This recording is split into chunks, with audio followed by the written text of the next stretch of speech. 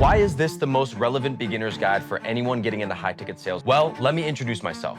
My name is Tettey, and I've brought in over $4 million in the last 2 years alone as a high ticket closer. And me and my business partner, Tristan Bannister, have accumulated over 5 years of high ticket sales experience to be able to help absolute beginners go from 0 to 10, 20, and even $30,000 months. As well, we've generated over $10 million for different offers in managing, setting, and closing roles. So we've walked the walk. By far our biggest accomplishment to date yet is helping over 200 reps get placed on elite offers and start their journey to crush in high ticket sales. I don't want this to be something you just skim through and hope the information miraculously works for you. I want you to go over this guide multiple times, take notes, implement.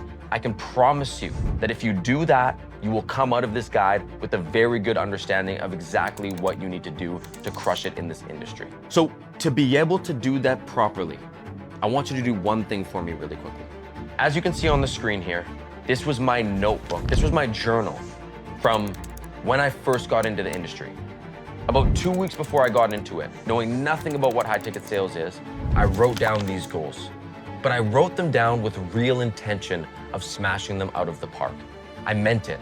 And this is exactly how I wrote them down. So I want you to take out your journal right now, and I want you to write down, I am X, I am Y, I am Z.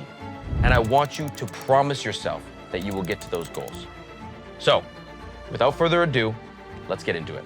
In this detailed program, we're going to go over a few things. A, the fundamentals. Every last thing you need to understand coming in as someone that knows nothing about remote sales. The industry, what to avoid, how to position yourself to win, and more. The dojo. I'll walk you through everything you need to know about becoming truly elite as an appointment setter and a closer. The same fundamentals I used to collect $3 million in 1 year alone, and the psychological tips and tricks that will get any type of prospect over the line. The market. This is where I help you position yourself as a truly undeniable prospect for offers. I don't want you begging for offers in the DMs like 99% of other reps are doing. You will come out of this training with the right positioning for you to have offers reaching out to you. Scaling up. It's one thing to get to those first 10K months, but in this module, I'll show you how multiple of my reps have gotten to a point where they're either elite closers doing 20 to 30K months or eventually landing managing roles where the ceiling is infinite. This guide is a compilation of tens of thousands of dollars worth of sales trainings that I wish I had when I started. I specifically put this together to catapult you to the results that you're looking for. So without further ado, let's get into the training. Here we are. Guys, I've been super excited to record this for you. This is an accumulation of millions of dollars of cash collected and years of knowledge from not only myself, but also my partner, Tristan Bannister, who has also done millions and also been in this industry for years, going all the way from being a setter to a sales manager, and also myself crushing in the industry from setter to sales manager as well. So all of the knowledge that you get in this video is the knowledge that we wish we had in the beginning. We've got to a high level, but we feel we could have got to a high level even faster if we had a video just like this one. So strap in, get away from distractions, take notes, and actually pull as much detail, value, whatever you can from this video and go and implement it ASAP. Because I guarantee if you do that, you'll have a really, really, really good start to your career in high ticket sales. So guys, I want to start from the basics because I know that a lot of people here are completely brand new. So first things first, what is high ticket sales? Well, to put it as simply as possible, high ticket sales is any service, product, anything like that, that runs between $1,000 and $100,000 in value. Now, that doesn't mean it's confined to that area, but that's generally where the area that you'd be in. And a lot of the times you're selling packages between 5,000 and let's say 30,000 specifically. Like that is the typical range of the expense of packages you're actually selling. Now, most reps that get into this industry, they start as setters and then they typically move to closers in 3 to 6 months. I'll go over the different actual roles that there are in this space, but that is a typical actual workflow of how you go through things. So you've probably been seeing like XYZ closer or like reframes or objection handling. As a setter, you don't necessarily do that. As a setter, most of your role, it'll be outlined later in this course, but most of your role is at the beginning of the actual funnel. You're the like first person that lead is going to speak to. And then of course you're becoming a closer in usually 3 to 6 months. People usually close for a year, a couple of years. I mean, it's probably the best job to have in high ticket. And then you move on to sales management and above and beyond, owning your own business, things of that nature. Okay. But I will outline that further in detail. Now, let's go over what an actual offer is, because you hear selling from 1,000 to 100,000. You hear the different roles: setter, closer, sales manager. But for what? Like, where do you fit in an organization? So there's 3 stages of any main offer. The 3 stages are marketing, sales, and fulfillment. Where we fit in is, of course, in the sales department.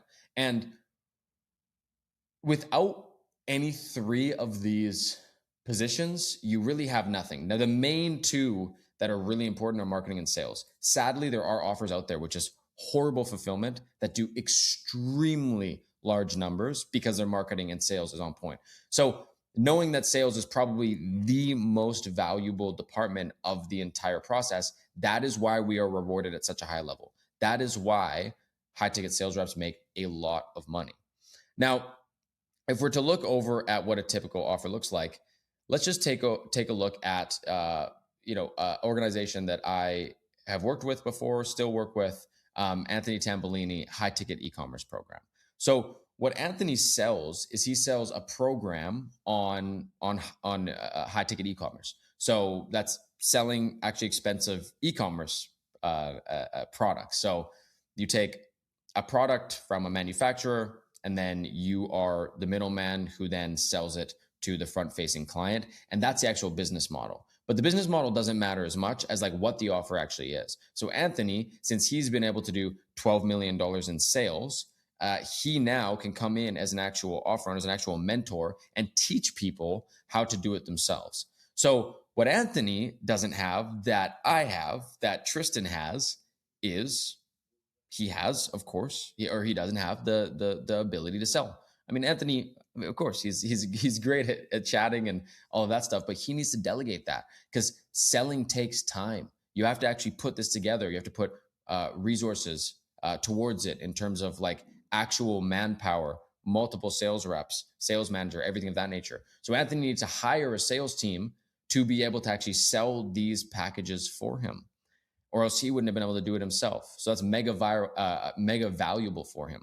And in exchange, Anthony will give a percentage of his business to these sales reps and sales managers to like actually sell the products for him. And the reason why we need this is because it's not like selling a $10 product on eBay, right? Where someone's just going to go online and click hit, submit. Okay, cool, I'll buy it. With a service or a product, they want to have trust, right? People don't buy from people they like. People buy from people they trust will get them a result when it comes to a service. And that trust isn't built just through like watching a video or seeing someone's Instagram or seeing someone's reels.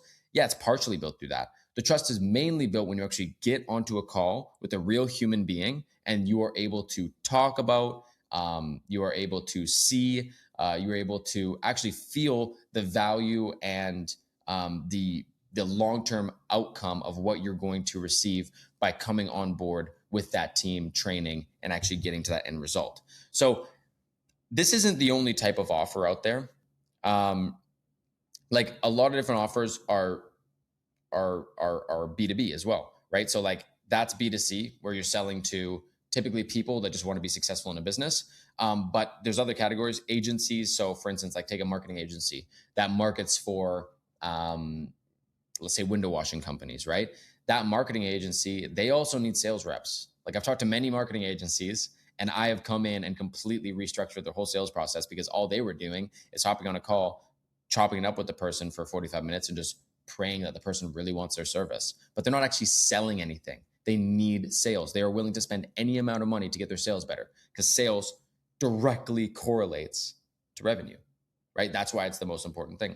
So coaching, agency services, as well as like done for you kind of packages. So I won't go too in depth into that, but like a done for you package would be, like let's say you take a coach like Anthony with high ticket e-commerce, and like they do the whole process for you. So a little bit different than an agency, but agencies typically fit in that realm of like they're actually doing the services for you. So it's typically B2B, like 98% of the time. SaaS, so software as a service, consulting, a little bit more high level.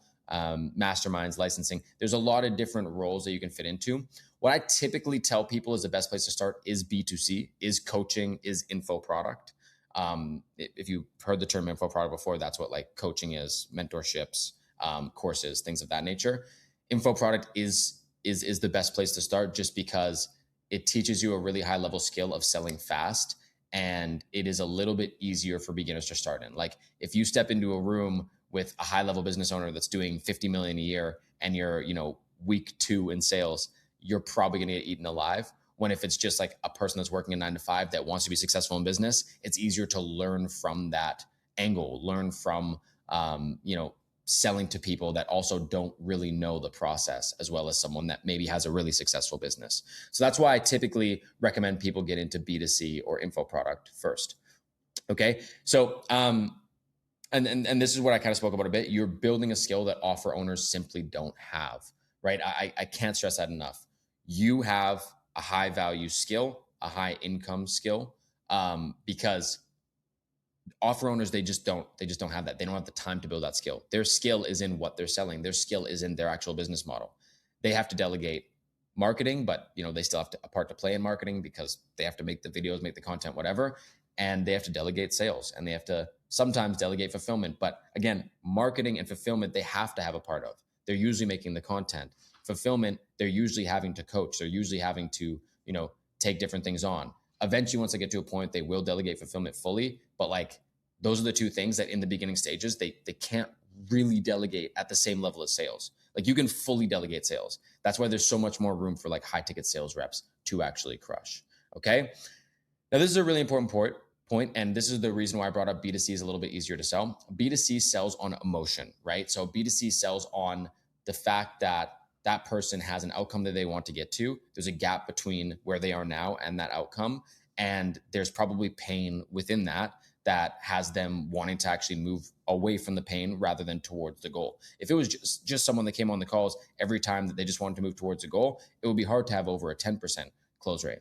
But since a lot of the time it's people that are moving away from pain, like let's say, they aren't living life the way they want. They aren't able to buy a house. They aren't able to help, their family the way they want. Like all these things that are painful for them.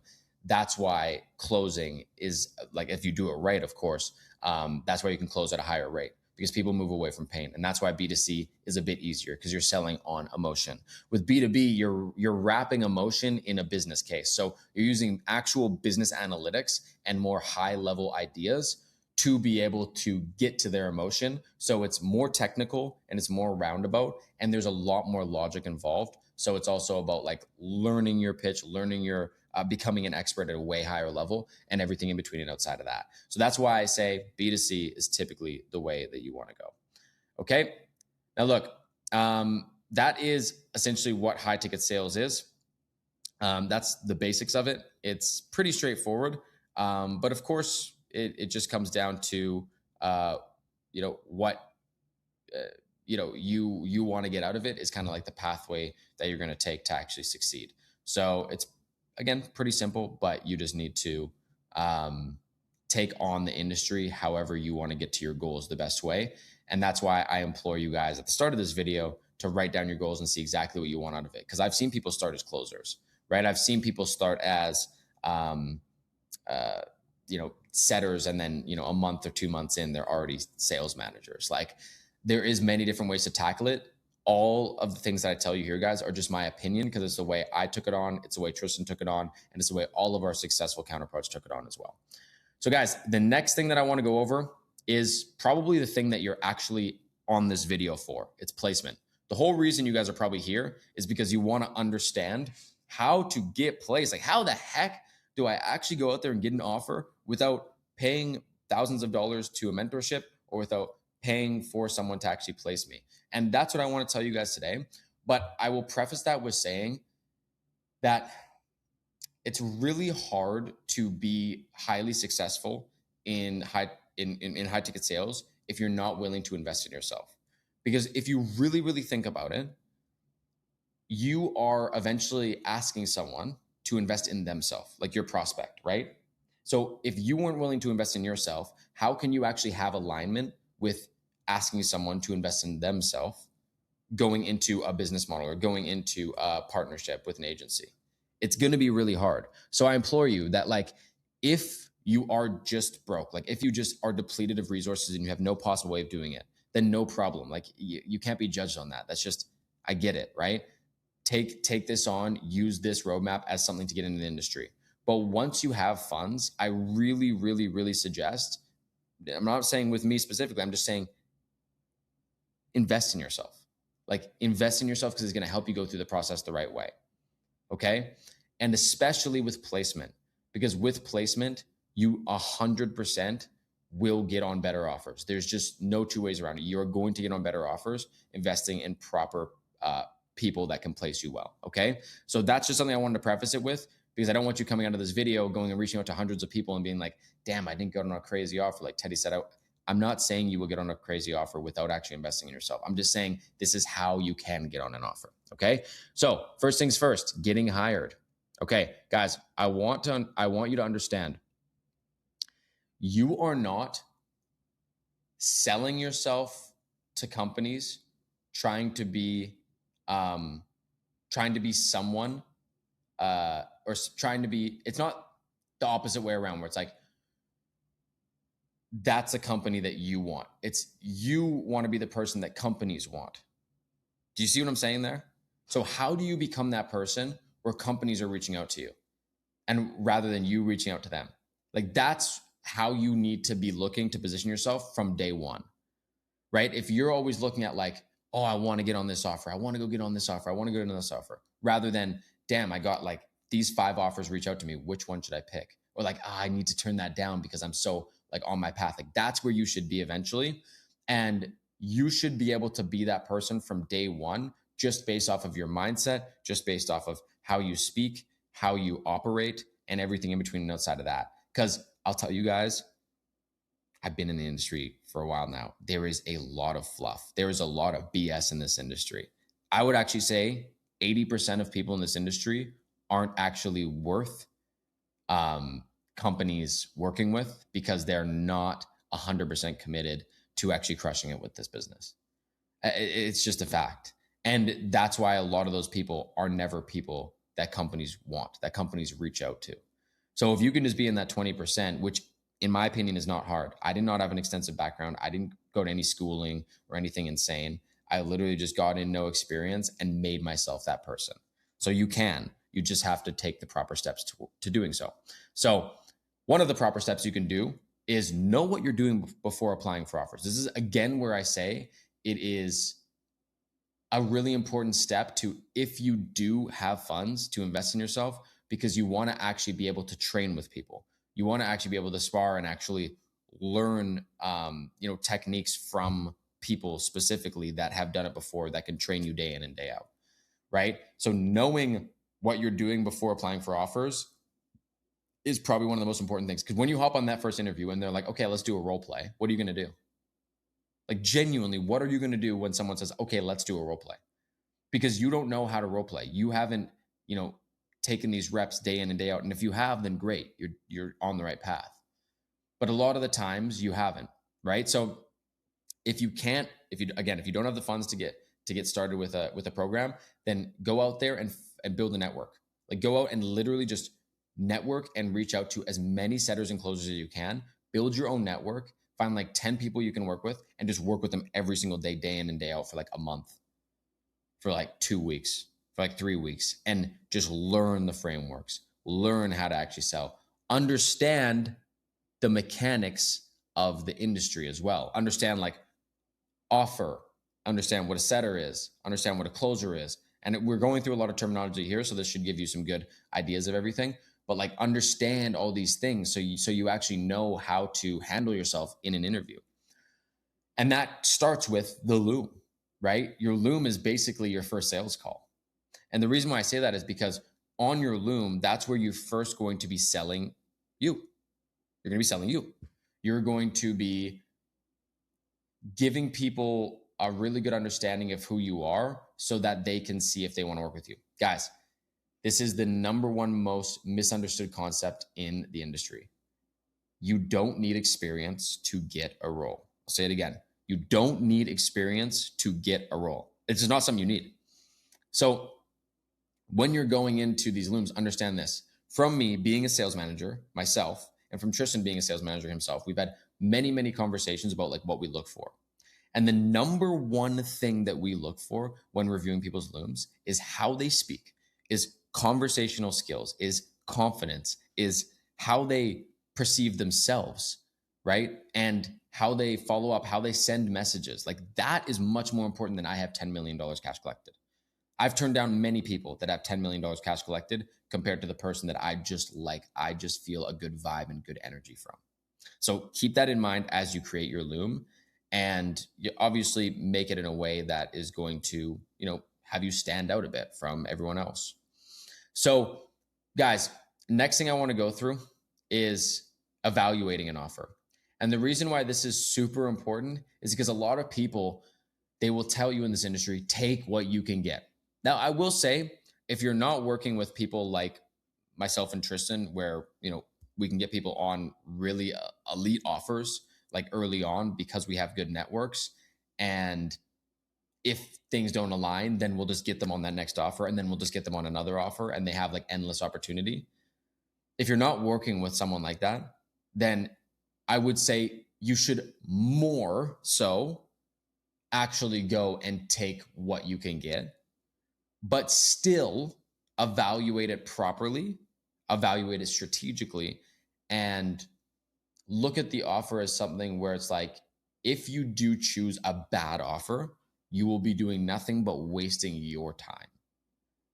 And that is not what moves the needle. It might look good on paper, but you're wasting your own time and pulling away from you potentially going and looking at other offers or getting on other offers that are actually solid. So a good offer feels structured with clear pay, training, tracking, and room to grow. And they're able to answer all your questions. They're able to provide you with numbers, with screenshots. They're able to, give you like actual materials to go over in a concise manner, rather than just like, oh, here's a YouTube video, like figure it out and then come through and try just selling. Like that stuff does not work.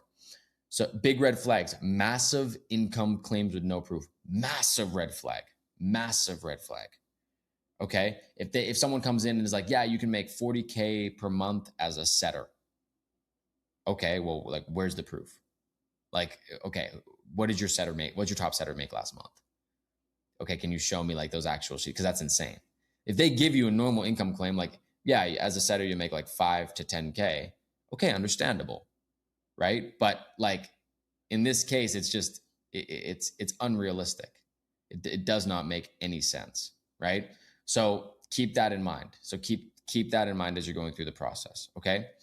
And guys, when you're looking for these roles, just like a tip for anyone that's going into it, you want to be looking for 5% comms.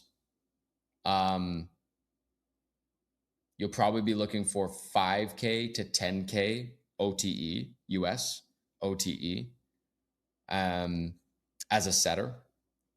If you're a DM setter, you'd probably be between like 3 and 5K OTE. And then yeah, your commission structure is gonna vary. It'll probably still be that 5%.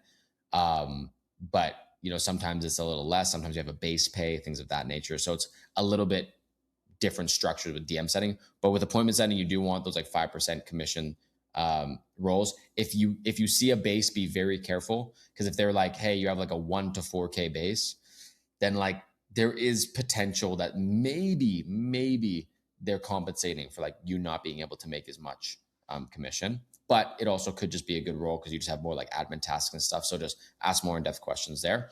And as a closer, you want to be looking for 10% commission. That's it. Just 10% commission. That's going to be your best actual commission structures going into the industry. Okay. So this is what you should know as you go into these interviews and understand these offers as well. And then another red flag is pressure to join immediately. If like if right after you get off the interview, they're like, okay, so like ready to go, like send me over your information, like let's get going, let's roll on this, like let's get a decision right away. Like that's usually a pretty bad sign, because they're probably interviewing like 50 people if it's a really solid offer, and people are like shooting for it and they're making like a clearer decision about things. Now, if you've asked all your questions and you know it's a good offer and they come to you right away, that's literally just because they need to hire fast. So you just have to see the difference. You just have to see the difference. Like it's more of like a pressure thing of like, please join us, like come join us, rather than just like, are you ready to go right away because we are hiring fast? Like that, there's a big difference there. Okay. Okay. Questions that you should ask in interviews. Really, really important. So number one, you should ask, what is the AOV and OTE for this role, as well as, like I was just talking about, your commission structure. Like, is it 5%? Is there a base? Like, you need to ask these questions and understand exactly, like, you know, what people are making on it as well. But what is the AOV and OT for this role? AOV means average order value. OTE means on target earnings. So average order value is the average order value of each package that you guys are selling. OTE is on target earnings for what you should be making in commissions monthly. And it's all going to be in USD. Next, ask how much top setter and top closer made last month. So this is where I talk about like income claims. Like make sure you know what the top setter and top closer made last month. And then also like make sure you know what like the mid-level closer made and then like the lowest level closer. I wouldn't ask lowest level because then they're like, why do you even need to know that? You're not going to be the lowest level, I hope. So I would ask like, okay, like what does your average closer make compared to like your top closer? Just so I can kind of know a gauge and a range of like how I'll be with building up with this offer, right? And they should be able to answer that off the top of their head, no problem. Ask, where do the leads come from and how consistent is the flow? Really important. Like, where do the leads come from and how consistent is the flow in terms of, do they come from webinar? Do they come from paid media? Do they come from organic? Do they come from anything like that? You guys will learn those terms as you go through the process. Organic is just like Instagram, Facebook, you know, things of that nature. Paid media is all ads. Webinar is obviously like, you know, a webinar funnel. It's pretty simple stuff, but you want to know where these leads come from. And the reason why you want to know is because let's say they're all webinar. Well, then you can ask, oh, well, is it like paid on the webinar? Like, does a lot of your guys' revenue come straight from the webinar and leave less potential for revenue for reps? Or is it like, it's all like book to call and like I can go ahead and triage these leads. And then if I am triaging them, is there a less percentage on the triaging? Like, this is why it's important to know these things, is because then you know what questions to ask of like, if someone's coming through a webinar, is the triage, blah, blah, blah. But I think asking like what the top setter, top closer, what the average setter, average closer made last month kind of gets rid of all that. Cause then if they can give you solid numbers, it doesn't matter how the leads come through. You just need to compete. You just need to actually work side by side and make things work. This question then would all just come down to like knowing what you're going to be doing when you're on the offer. Knowing how consistent the flow is to know like how much you're going to need to be working and everything of that nature. Okay. So super solid there. Now we're going to go over to actually how to land an offer for free. Okay. So how to land your first high ticket offer for free when you don't actually have the budget to pay for placement or for a mentor, right? It doesn't require that you pay for placement, a placement program, although it is an easier and more guaranteed approach. It doesn't, again, require upfront capital. Offer owners and sales managers are constantly looking for new setters and closers. And at the end of the day, if they run out of people from, like, for instance, they always partner, offer owners and sales managers almost always partner with people like myself for me to actually get them proper reps, like from my offer from tier one. But once they run out of like the ability to get reps, or like, let's say they need a lot at a time, like let's say they need like 10 or 15 at a time, they're going to come get 5 from me, or they're going to come get 8 from me.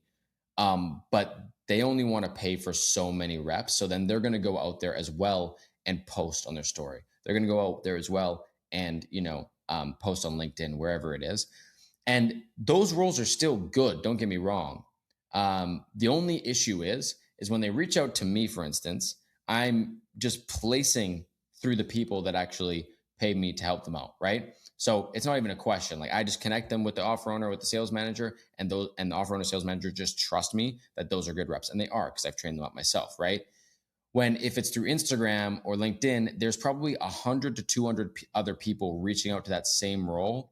So it's a different vetting process. It's like, even just to get past the Loom phase, it's going to be like 1 in 10 people getting past that phase. So that's why I say, guys, like, when you are reaching out for free on Instagram, on LinkedIn, wherever it is, make sure you are standing out. Make sure you are putting in real effort. Okay. So the basics: be trained up and ready to showcase your talent. That is a non-negotiable. Know the terms of the industry. Know how to actually, role play a call or a closing call, whatever you're doing. You need a short intro video. You need 60 to 90 seconds, no script reading, explaining who you are and why you want in. So I say 60 seconds is the sweet spot. You don't want it too long. I will genuinely tell you, all sales managers and offer owners, they watch the first 10, 15, 20. They have a lot to go through when it's like their own funnels. So of like Instagram profiles or like LinkedIn, applications, they're not watching it at all. They're not. So make a really good impression right away. If you make a good impression right away, that is what will sell them to watch your whole video. You have to sell them to watch your whole video, right? So make sure it's really tuned in on your Loom video. Have strong goals ready to communicate. I've had people run into issues where someone asks them a goal and they trip up. They don't even know what to say. Like they don't have something in mind. They don't know what they want to make in the industry. And that's a big red flag because it doesn't mean that you're actually committed.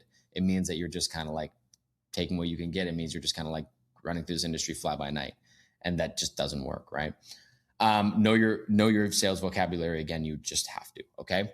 So channel one is going to be Instagram. So Instagram, of course, is where a lot of high ticket offers live, and it's where they sell, but as well where they actually network as well, okay?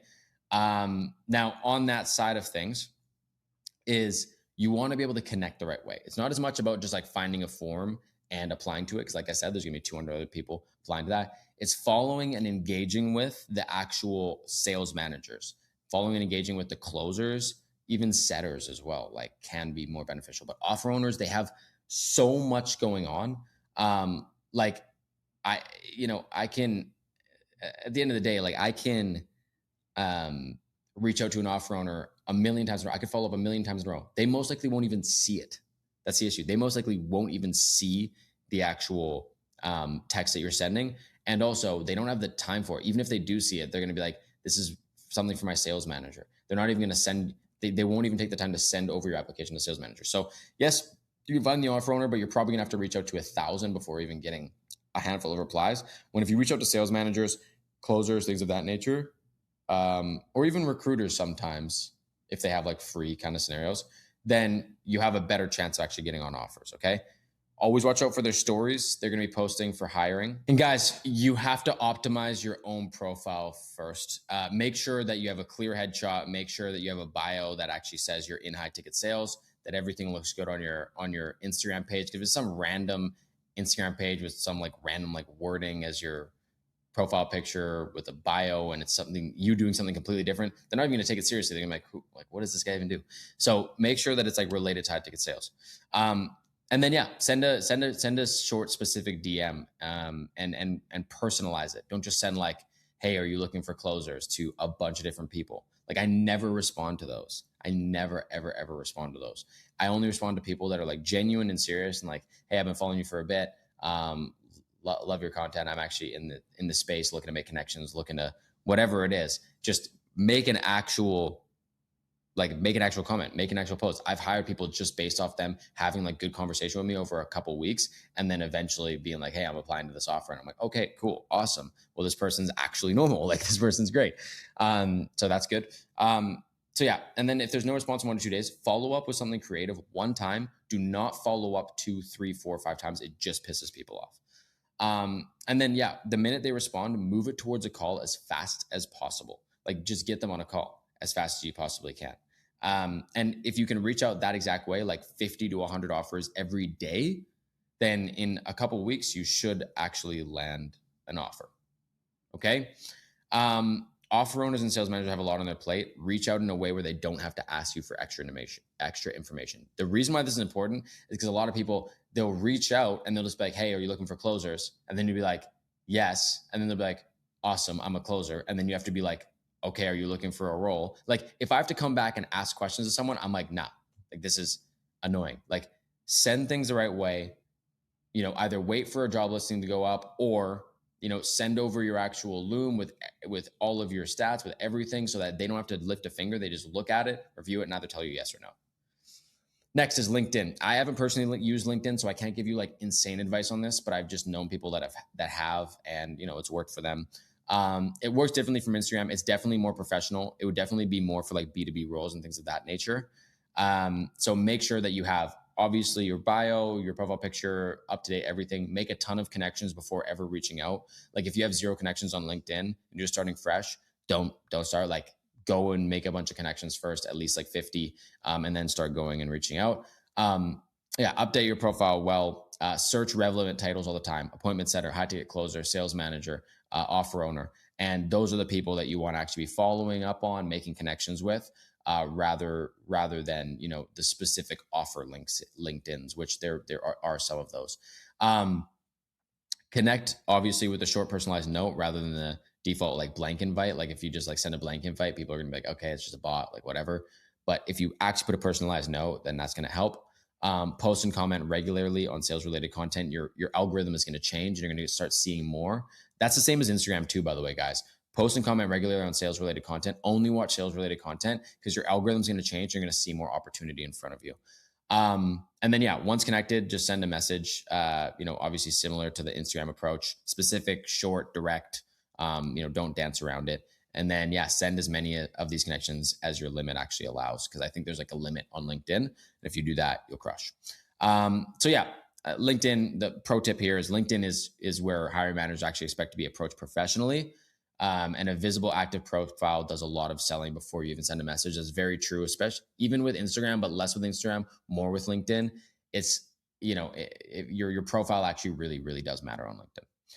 And then channel 3, your existing network. Now, guys, I can speak like forever about network, because network is literally what got me every single role I've ever been on in high ticket sales. Like my mentorship and everything, like working with people and like investing into myself, it was less for placement and more for just actually getting better and getting to those like huge months. But like my offers almost always came from my actual network. So that has been a huge benefit for me. And my network is good because I am just a solid person. I am someone that just connects human, and I'm never looking to get something out of the relationship. I'm literally just connecting because I'm interested in making connections in this industry. And another thing that's helped me is actually making content. People just trust more. They see the results in real time. It's great. So that's more down the road. But in the beginning, network all comes down to how you connect with people. There's actually one guy in the industry, super solid lad. He, I used to put on events, and he came to one of my events completely outside of high ticket sales in Vancouver. He came to one of my events, and he actually showed his face. He shook my hand. He said, "Hey, Tettey, great event. But I didn't come for that reason. I came to actually meet you because I know you're in high ticket sales and I wanted to make the connection." And he ended up actually getting a role, not even from me directly, but through me from one of my setters at the time. He ended up getting on my offer, and that started his entire career. And now he's crushing. So it's like, at the end of the day, networking is going to trump everything. Make sure you do it properly. Okay, cool. So turning a response into an offer. Once someone responds on any channel, process obviously converges to like an actual, you have to make it converge to a call. So this is the part that actually determines whether you get hired or not. And a lot of people, they like get the answer, get the form, and then they mess it up. Move fast, reply promptly, and suggest a specific next step. Like make sure to do that every single time. So send a personalized loom, obviously if asked, but always make it personalized, like a specifically personal loom to that offer specifically. Ask smart questions always. Like you should always be asking smart questions in your interviews so they know that you actually know the game. And be honest about your experience level. Like that authenticity is always gonna bleed through and get you hired faster than you lying about big numbers and all this kind of stuff. People are just going to see that and be like, obviously this doesn't make any sense. So don't even try to do that. And then follow up after the call, but like just follow up with like hey, thanks for hopping on with me today. I know you're busy. Offer looked awesome. Definitely looking forward to hearing from you guys. Like all that kind of stuff, super awesome. Don't be like following up day after day after day after the meeting, like, hey, did I get hired? Hey, did I get hired? That just annoys the sales manager. Just sending nice messages, keeping it personal, going from there. Okay, so hopefully now you are on an offer. hopefully you've been able to actually reach out and get on that solid role that you can now practice your skills on. So before we get into what a setter does, how to go through a framework, what a closer does, I want you to understand the three major roles and what part they actually play in an offer. So first role that we look at is a setter, appointment setter. Now, with an appointment setter, you are essentially the gatekeeper of the service, right? The gatekeeper to the solution to someone's problem. And you have to think that way, because if you do, then you know what you have is very valuable, and that is going to transmit when it comes actually talking on the phone. Your energy is going to be higher, which allows the prospect's energy to be higher, which will put them into more of a buying mood. And this is exactly why it is really important, like truly, truly important to understand your role, understand the mental, and just have good conversations with people at all times. Now, there's different types of setters. There's DM setters, there's phone setters, and then there's also something called a triager. DM setter is someone who goes into the DMs of one of these big creators. So as you saw earlier, is Anthony Tambellini's DMs. If you actually DM Anthony Tambellini, if you actually DM one of these big creators, you're not talking directly with them. You're talking with a DM setter. That's someone who's on something called ManyChat, which is a software that allows them to actually have conversations and sell people through the DMs. So once that person goes from the DMs onto an actual booked call, then the closer will take them. If that person, let's say, doesn't show up and then they just go back into a normal lead list, well, a setter, a phone setter, is going to dial them. That phone setter is responsible for dialing leads, either inbound, right, to like opt-in, or like old leads, like I was mentioning there, where they dial them and they actually go over reintegrating them back into the offer and the mindset, or getting a new opt-in and getting them familiarized with offer and the mindset, and actually qualifying them, as well as getting like information from them, as well as getting them mentally locked in to get them onto a booked call with a closer. And then once they're on the call with the closer, that's where the cash is collected. The closer role. The closer role is essentially kind of like game time. Like you're actually on a face-to-face call with the client, and you either collect cash or you don't. It's black and white. And at the end of the day, the closer role is probably the most like high stakes, you could say, in terms of it's kind of the weight is kind of on your shoulders. You have to be a proper leader to be a closer. But I think the setting role is probably equally as important when it comes to you are the very first conversation someone has with anyone as a setter, and you can burn leads more easily if you do a bad job. So a closer kind of has it made for them. Their calendar is filled up with boiling hot leads that are already under a great understanding of what the offer is. They already want to buy. They're already qualified. So closers have it easier when it comes to like their actual role, but it's higher stakes because you are the one that's responsible for actually collecting cash. Okay. And then the final role is a manager. A manager is someone who watches over the entire team. Obviously, they are the highest paid. Managers make insane money because they make usually a percentage of the entire offer. But with a manager, you are typically managing either absolutely everything, or you're managing either just closers or either just setters. So there's different kind of types of management.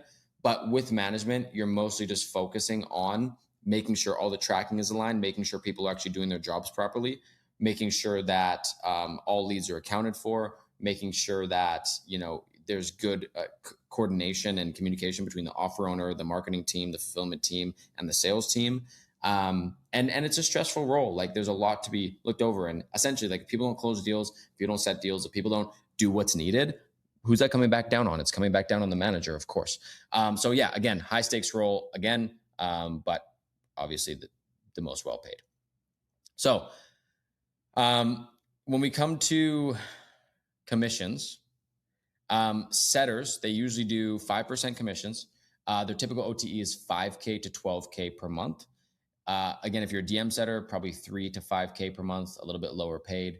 And if you're a triager, probably around that 3K, 4K a month, because you're with a triager, you're literally just, someone books a call on the calendar, you're literally just calling them for like 4 or 5 minutes and just making sure that they're all set for the call, doing a bit of qualification. It's not like a full setter framework where you get their information, find pain points, figure out why they want to do it.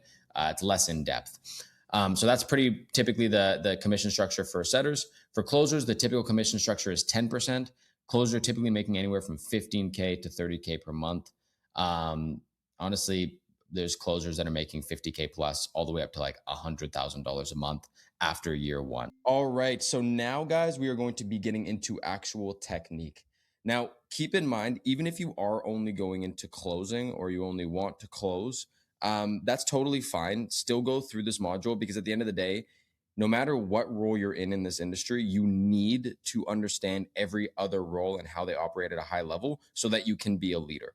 Okay. So appointment setting, guys, as I mentioned in the roles section, it is the gatekeeper to the actual service, the gatekeeper to the solution to someone's problem. So you're the very first touch point that person is usually hitting. That is an actual human, that is an actual conversation.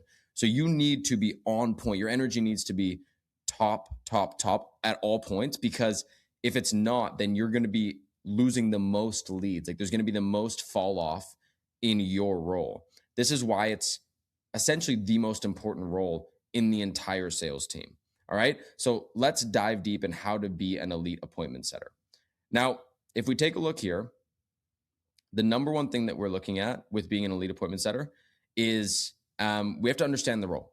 And understanding this role comes down to three major parts. All right.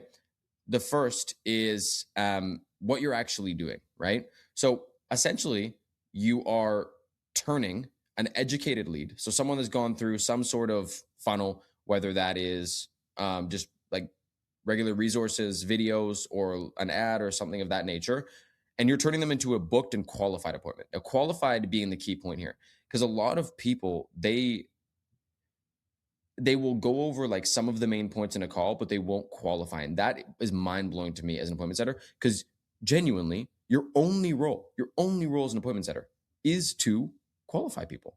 That's literally your only role. If you don't qualify people, then you don't have a role, right? Yes, you have to get them excited. Yes, you have to feed them energy. Yes, all of that is important. But like, if you do all of that but don't qualify, you haven't done your job. If you just qualify but don't do any of the rest of the stuff, you've done your job, at least the foundation of your job, of what it is. So that's why I say I need to stress this over and over and over again. You need to qualify leads, because if you don't, you are wasting the closer's time. You're wasting the entire team's time with leads that should never even be on that calendar in the first place. So that is your number one job as an appointment setter, okay? And that goes alongside you being the gatekeeper of the solution, right? You hold the power. If you don't choose to put that person through for reasons that they're not qualified, then that is completely fair. Like that is your decision to be made. But that's why you have to be sharp. You have to understand what a good lead looks like and what a bad lead looks like. Okay. So knowing that you're the gatekeeper of the solution, that allows you to move with a whole different mind frame going into these calls. That allows you to be more detached when you're speaking with prospects. And that is inevitably what's going to get you more closes, more revenue generated. And then the final thing, right? Your best asset is your conversational tone. Yes, it's your energy. Absolutely. Like I want to have good energy, not high energy. There's a big difference between good energy and high energy. If I come on the phone and I'm like, hey, how's it going, Peter? My name, like, that's just going to annoy people. But if I come on with good energy, with real intent and like actual conviction in what I'm selling, that is going to convert people at a very high level time and time and time again. Okay. So energy comes a lot from conversational tone. Like, how is your conversational tone? Are you actually listening to people? Are you actually having strategic pauses? Is your pacing of your conversation solid? And that comes down to one thing. Are you being authentic?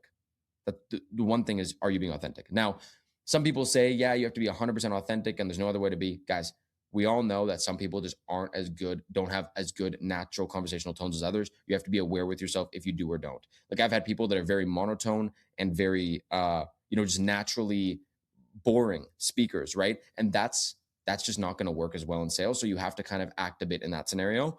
But if you naturally are just good conversationally, then just be authentic. Like literally just talk to the people the way that you would talk to, your brother or your mom if they're coming to you for a solution, right?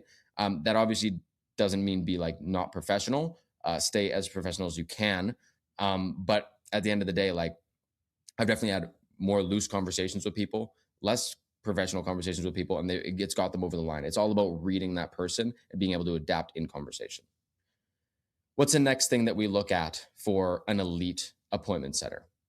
It is what the difference is between a great appointment setter, a mediocre appointment setter, and a bad appointment setter, right? To become elite, you have to know how to do things at the highest level, how to operate like a great appointment setter. If you don't have any reference of frame there, then how are you ever going to be able to strive for that, right? So the number one thing is you have to understand that output equals income. Okay, guys, if you don't put in the work point blank, then you have nothing to build off of. If you don't put in the reps, if you don't dial a bunch of people, if you don't smash KPIs, then you have nothing to work off of, nothing to get you actually better. So this is the actual KPI, I guess you could call it pyramid, that I like to look at. So number one is cash collected. If you are collecting the most cash, then honestly, the rest of your stats don't matter. Like if you're collecting boatloads of cash, let's say you've collected $200,000 this month and the next person under you has collected like 100,000. Well, you're smashing it. So the next thing, which is booked calls, actually doesn't really matter that much because you're collecting cash. Keep doing what you're doing. Even if you're booking way less calls than the next person, well, every call that you're booking is amazing. So great. Now, if you're not collecting the most cash, well, the next thing you have to look at is how many calls are you booking? That's usually where the leak is going to be. Okay. If you're booking less calls than that next person up, well, then just book more calls. Like get more calls on the calendar. Obviously, make sure they're quality, but book more calls on the calendar. You're not booking enough. And then if you're not booking enough calls, like let's say the next person's booking, way more than you, then you have to look at that, like that next rung. And that next rung is going to be, like obviously dials, like how many dials are you putting in? So you have to look at it in a sense of hierarchy. And I think that people just look at like, oh, I made 400 dials. So like I should be doing well, right? Well, no, like how many calls did you book? Like how many like actually impactful conversations did you have? Right. And if you're making $400 and not really booking it, people, and there's an issue in the booked calls. So you can diagnose it just based on where the actual leakage is. Because if you're making $400 and someone else is making 150 and booking a bunch of leads, then there's something wrong with the conversations you're having. You're not having impactful enough conversations to get people booked on the calendar. So that's what you need to fix. Next thing that we look at, logic first, psychology second. It's never reversed. Guys, as an appointment setter, I don't need to dive deep on like reframing someone or the big psychological tricks that some closers might use in certain scenarios. Like, and honestly, this is true in any single scenario that you're in as a closer. I've gotten by as a closer my entire career by being logical. Like, yes, it's wrapped in emotion, but like it is logical at the end of the day. And I create solutions logically. Like I will just get people over the line. I have people come to me and ask dumb questions. Oh man, like money didn't work out this way. So like, how do I like handle this objection? Brother, you just put together a payment plan. Brother, you just, I don't know, figure it out in a different way. Call the bank while you're on the phone. Like you can figure out solutions way easier. Obviously, an appointment setter, you're not doing any of that stuff. Those are just examples, but logically find solutions. Be proactive in finding those solutions. If you're not that way, then you're never going to make it in sales. Just point blank, you're never going to make it in sales. Okay. So yeah, find solutions logically first. Okay. Next, an objection almost never means no. It's a request for certainty. Really, really important concept to understand. Okay. If you just get scared at the sound of like, I want to think about it, or like, I need time or whatever it is. If you just get worried and scared and you start panicking and get defensive, you're going to fall flat on your face. It's literally just a request for certainty, and you need to handle it as such. Calm, cool, collected, and just figure out again the solution. They just have a problem. They're running into a barrier in this process. Figure out the solution. Be a problem solver. Okay. So, guys, that is the difference between a great setter and a mediocre setter. Like those are the rules that great setters actually keep in their mind. Okay. Next, the setter framework. We'll be going over the setter framework. In this framework, I obviously want to make sure that you guys come out of it with a good understanding of actually how to go through the process of a call. Okay. It's going to be honestly more like top level. If we wanted to go like super in depth and give you different reframes and handles and all that kind of stuff, we would have to have, quite a bit more time, quite a bit more in-depth session. But this should be a good basic frame that you can use on any single call to get you to a point where you're able to take repetition and actually crush with that. So first and foremost, guys, is the opener. Now, big time for me, I'm all about like natural conversation, especially with settings, because a lot of sales reps or a lot of companies that these people are going to be like working with are going to call them in a super professional manner, where it's going to be like something along the lines of like, hello, this is blah, blah, blah from blah, blah, blah. And I see that you did XYZ, XYZ. We don't want that, because that just gives someone the idea that this is a sale. Like their brain works in patterns. And if they hear the same kind of tone, if they hear the same kind of frame as someone else that has tried to sell them before, they're going to immediately tune out to the idea of like actually being open to listening. So we want to give them a more of a pattern interrupt, like supernatural tone when first picking up that call. Okay. Start the call in an unexpected and casual way. And it's obviously going to give you that opening to then begin a conversation the right way. Okay. And this is called disarming. We want to disarm the prospect. Okay. Next thing, trigger memory question. This is really important because you want to understand where, they're coming from, like why they actually even got interested in the first place. And it brings up an emotional trigger that brings them right back to that point where they were when they did first maybe book the call or opt in, or when they were sitting there scrolling on their phone in bed and saying like, why is my life in this position?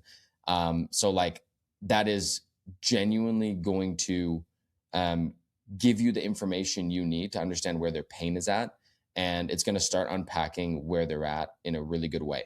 Your main goal of this call is to bring the closer enough information so that they can, close them essentially. Like they can start the call off the right way. They know where this lead is at. And obviously bring them to a buying decision in one call, but also so you can actually pull some emotion out of them so that they're actually going to the next call. You're selling them on the next call, so they have enough emotional pain to actually jump on the next call as well. So your trigger memory question is going to be really powerful. Okay. The original motivation that they had in actually, wanting to sign up, you need to bring that back to them. Next thing is outcome clarification. So understand what they want, like really, really understand their why, but in depth, as much depth as possible. A lot of people are just going to say more money. A lot of people are just going to say, I want more freedom, all this kind of stuff. Like understand what it is to them, like specifically to them. Like, why do you want more money? Why do you want more freedom? Why is it exactly that you actually want to take this on? If you can do that properly, they're going to actually, first of all, pull pain from that, but we actually need to understand that so we know if they're a good fit as well, and if what we do can actually solve that problem, can actually get them to where they want to go. But this is going to build up a lot of emotional clarity for them on like what they actually want long term, and it's going to kind of build that. It's going to build that profile up in their mind that allows them to kind of move forward with a pace saying like, okay, this is what I want. Because a lot of people, the issue is, what I'm trying to say is a lot of people, they don't even know what they want. They haven't even built that up themselves, because if they had, they would already be where they need to be. So we need to help them actually build that up in their mind to map it and go, whoa, like what am I doing here when I need to be here? Like, how can I actually fix this problem? A lot of people, they come to this call to saying like, something's just like pulled me towards this call. Like, I don't even know what it is. I don't even know where to go. So you're actually there as an advisor to help them piece everything together so that they're coming at it with a mind frame of like, oh, wait, I actually need to make a change. A lot of people don't even need to know they need to make a change. A lot of people don't even know they're doing things wrong. A lot of people don't even know they have pain or what the pain is. So we need to help them actually get there. Okay. So outcome clarification is important. Next thing is current situation and gap building.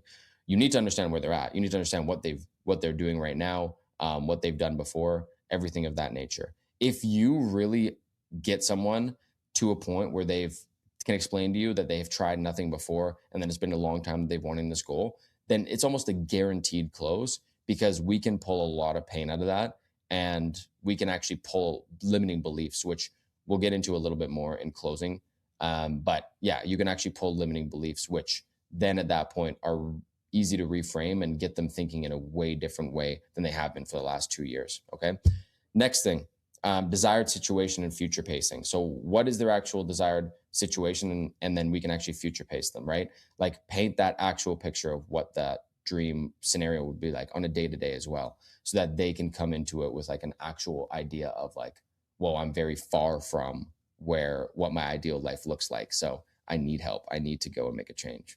Really important. The next thing that we look at is authority frame and micro self-confession. Okay. So the reason why we have to set an authority frame, really important, is because we obviously want people to actually believe that taking this process like isn't just for anyone. We don't just like work with anyone and it's just out there in the open and they can take as much time as they want. Like we want more of that urgency, and that all comes from like authority and like telling them, like we pretty much conveying to them, not telling them directly, but conveying to them that like we don't need their business. We don't need to take them on, right? We're helping them find that solution. And a lot of that works through like micro self-confession as well.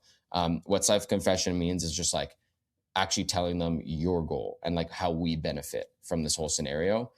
That's going to bring a lot more authority to you because it's just like open and honest. And it tells that person that it's like, wow, it's not only a one-way street, and like they actually have a reason to help me. So authority frame works really, really well. And I want you guys to implement this a lot into throughout your framework as well. And it allows you to also weed out the people who are serious or not as well. Next thing, and the most important part of the call, of course, for a setter is financial and partner qualification. And a lot of people forget about the partner qualification, funnily enough. Like when I manage sales teams or when I manage reps, like I see them forgetting about the partner qualification more than financial. And that's more important because financial, we can sort out in many more ways. If there is a partner objection, like someone actually has like a 50-50 partner they're going into this business with, you're like they're getting off that call. They actually have a reason to get off that call. Logistically, it doesn't make sense.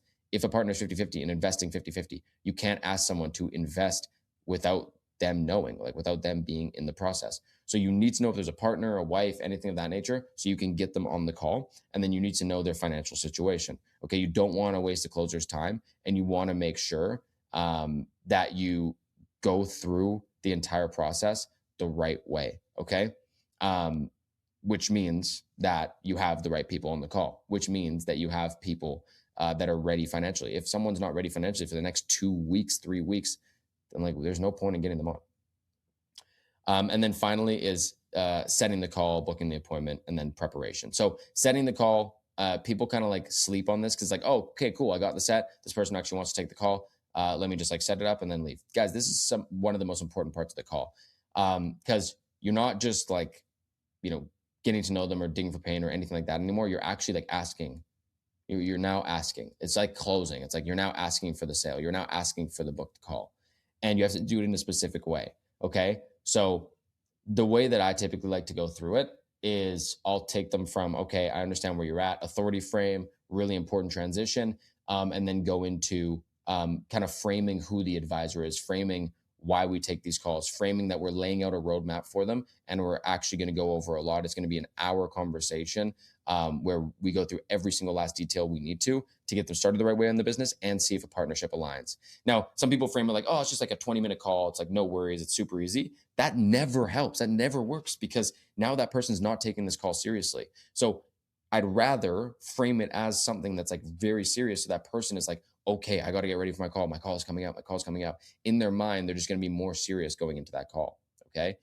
And then booking the appointment, you're not just, throwing out, hey, what time you want to, roll, like what time you want to roll, what time you want to hop on the call. You want to give them 2 specific times. Say like, our calendars are busy.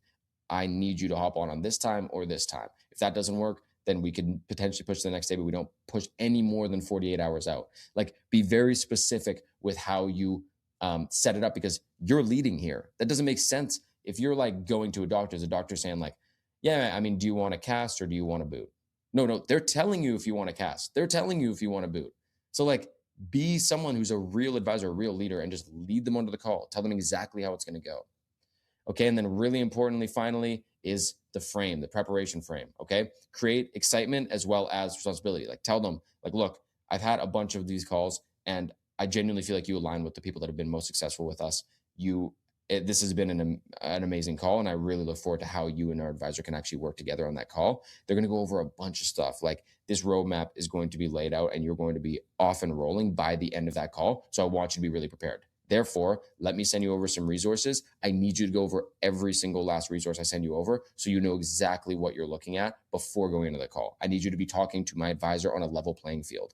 And this is going to give them so much more excitement and actual preparation for that call that they will be coming onto that call as an actual buyer. Okay. So, guys, like I said, you are the gatekeeper. You are the person that allows people to go through the process, but also you need to be open and honest with people that aren't the right fit. And you also need to be authoritative. You need to take them through the process as an actual advisor. If you keep all these things in mind, you'll do really, really well as a setter. Okay, guys, this next module is going to be super exciting for you all. It's closing.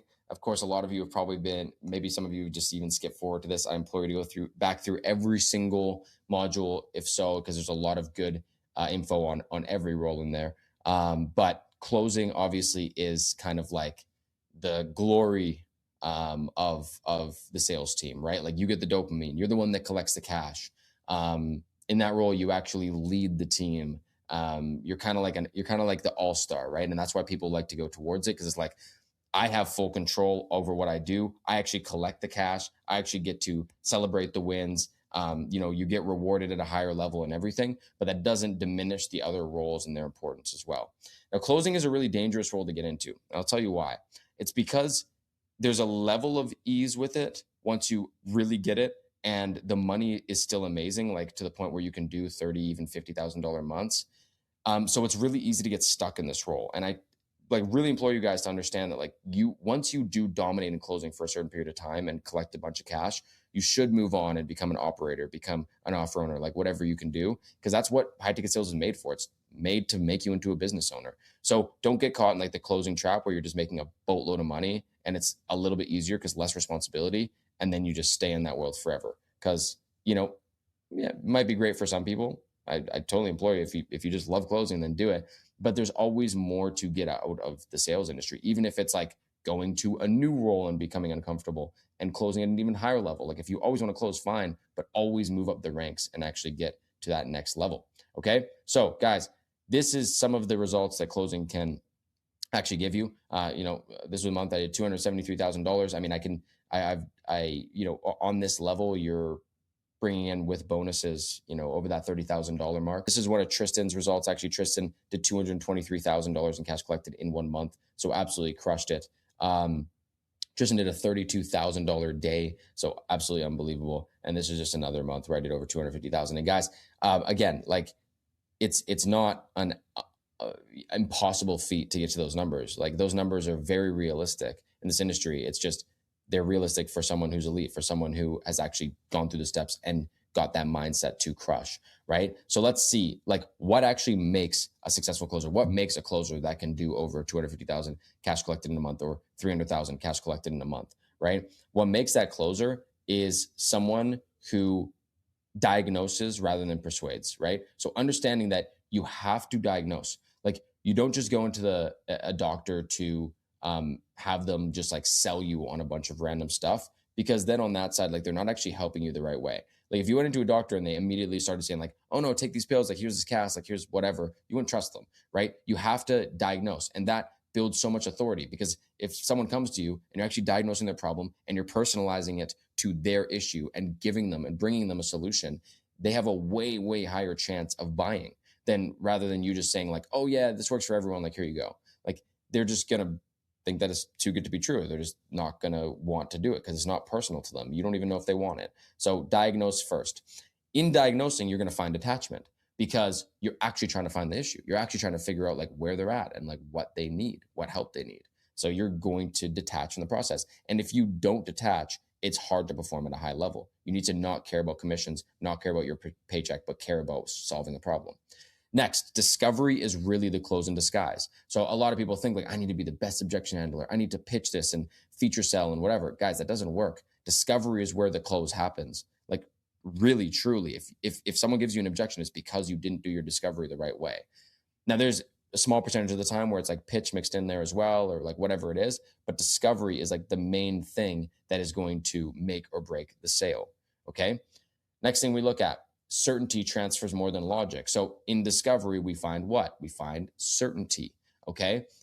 Because we want to bring that person to a point. And I know that I mentioned that's like logic, like selling logically beats selling psychologically. This is different. Okay. What this means is you're bringing someone certainty to make the initial purchase, and then they find logic through action. They find logic through process. But selling logically has nothing to do with this, because selling logically just means that like there's actually logic behind the things that you're actually saying, and that also brings certainty, right? So yeah, certainty transfers more than logic. Like if you tell someone to map it out and just like, but look, like if you put in this much work, then logically you're going to get to this phase. That doesn't really sell someone. Certainty, bringing them like the idea of bringing them certainty on their own end, of like certainty that they're going to do well, certainty that the process works, and certainty that they're in a phase of their life where they can make this work. Like that sells way more, because then that certainty is going to transfer into like, okay, well then logically it makes sense. It would be ridiculous not to do it, because like I'm going to crush with it. Next thing, status matters in sales. Absolutely true. There's nothing that's been more true. And status goes alongside authority, and actually being a figure that people trust, right? So status, this is what I've talked about a bunch as we've gone through things here, is how do you present yourself on calls? How do you show up to calls? Who are you in the company? Why are you someone that's able to tell someone or like talk about these concepts with this person or diagnose this person, right? So that's where authority comes from. And guys, you can't really build authority from like being in the business, because a lot of you guys won't have done these businesses, right?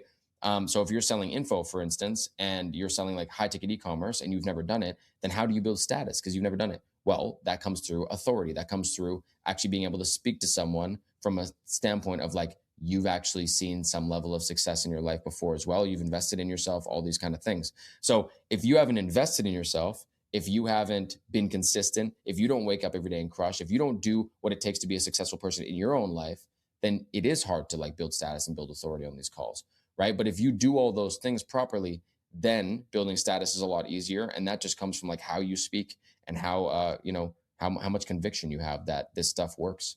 So status does really matter. And then that comes back down to best closers always control the frame. So how do you build status really well, or how do you build authority really well on a call? Well, by controlling the frame, by always making sure that you are leading the call, that person never takes control from you. And that is done through obviously strategic questioning, but also being direct and being confident that the questions you're asking are there for a reason. And also not being scared to ask questions. Guys, you can never, ever be scared to say something or ask a question. Elite closers, they understand what they sell like an expert, okay? So at the end of the day, guys, I got to a really good level by just having a good discovery and learning good objection handling. When I really got to those bigger months, like 30K months and beyond, it's when I really understood what I sold like an expert. And that's what brought me more wins. That's what brought me to an elite level, rather than just being complacent, doing 15K months, 10K months, and staying standard, right? You want to understand what you sell like an expert, because when people ask you questions, when you're talking about it, you need to be able to speak effortlessly, flow through the call, wade through the call like it's like you've been doing it for 10 years. And that's not hard. Like I can get to that level of understanding what I sell like an expert in 1 or 2 days, because I'll just go learn it. Like I'll just go learn it, because all you need to do is talk about it. You don't need to actually do it. You don't need to actually show people that you can do it. It's like you just need to talk about it. To be able to talk about any topic, you can do it in like 1-2 days. But for me, I would study this stuff before I got on any offer for 1 or 2 weeks straight, and like actually really understand where we're coming from. And that was my superpower going on to offers. Next thing is feedback over everything. Like, are you actually getting relentless feedback from not only yourself, but others? Like, are you going to the top closer? Are you going to your manager and be like, hey guys, can we review this call? Like, can we go over X, Y, Z? How do I handle this objection? How do I pitch this better? Like, go to the people around you and get feedback. Your ego can't be too high, and you also can't be scared to ask questions, or else you won't get the feedback you need. Also, when you review calls, bring bad calls. I hate when people bring good calls and they're like, yeah, this was a really, really, good call. Or like they lie and say like, oh, I thought the call was mid. How could I have done better? No. Bring bad calls to the table, because that's how you're going to get better. You can't have an ego. You can't be scared to bring bad calls to the table and have, expose your flaws. Like managers are going to love when you expose your flaws, because that's how you fix them. That's how you get better. The final thing we're going to look at, guys, is the closer framework. Well, actually, we're going to look at the closer framework, and then we're going to look at like how to handle objection framework. This is exactly what you want to do from top to bottom on any single closing call.